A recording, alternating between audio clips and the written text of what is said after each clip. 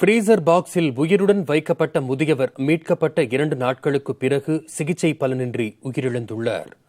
மனித நேயமற்ற கொடூரமான இந்த சம்பவம் ஒரு கணம் நெஞ்சை உறைய வைப்பதாக இருக்கிறது.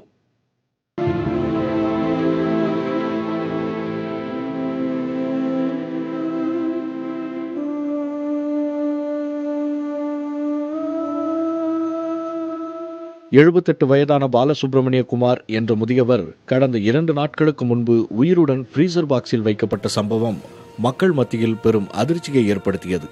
அவர் சேலம் கந்தப்பட்டியில் வசித்து வந்தார். முதியவர் இறந்துவிட்டதாக கூறி அவரது சகோதரரான 70 வயது சரவணன் இறந்தவர்களை வைக்கும் ஃப்ரீசர் பெட்டியை வரவழைத்தார். ஃப்ரீசர் பாக்ஸை கொண்டு வந்த பணியாளர்கள் வீட்டில் வைத்துவிட்டு அடுத்த நாள் வருவதாக கூறிவிட்டு சென்றனர். மறுநாள் வந்த அவர்களுக்கு அதிர்ச்சி காத்திருந்தது. பெட்டிக்குள் முதியவர் பாலசுப்ரமணிய குமார் உயிருடன் துடித்துக் கொண்டிருந்தார். இரவு முழுவதும் சுமார் 15 மணி நேரம் அவர் குளிரில் நடுங்கி விரைத்து போகும் நிலையில் இருப்பதை பார்த்து பணியாளர்கள் அதிர்ச்சி அடைந்தனர். இது குறித்து முதியவரின் சகோதரரான சரவணனிடம் கேட்டபோது பொறுப்பற்ற பதிலே வந்தது. உயிர் போயிடுச்சுங்க. அவருக்கு ஹாஸ்பிட்டலில் டாக்டர் லெட்டர் கொடுத்துட்டாரு. இல்லைங்க, யார் இது பண்ண தப்பு இல்லையே. பாக்ஸ் அடி, என்ன பழக்கம் இது? நீ 108 ஃபோன் பண்ணுறேன். என்ன சும்மா கத்திட்டு இருக்க?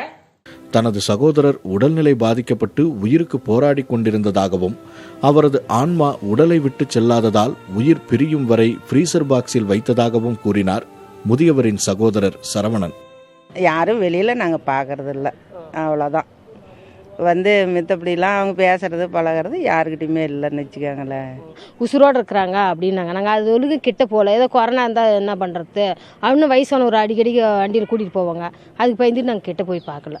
தகவல் அறிந்து சம்பவ இடத்திற்கு வந்த சூரமங்கலம் காவல்துறையினர் துடித்து கொண்டிருந்த முதியவரை மீட்டு மருத்துவமனைக்கு அனுப்பி வைத்தனர்.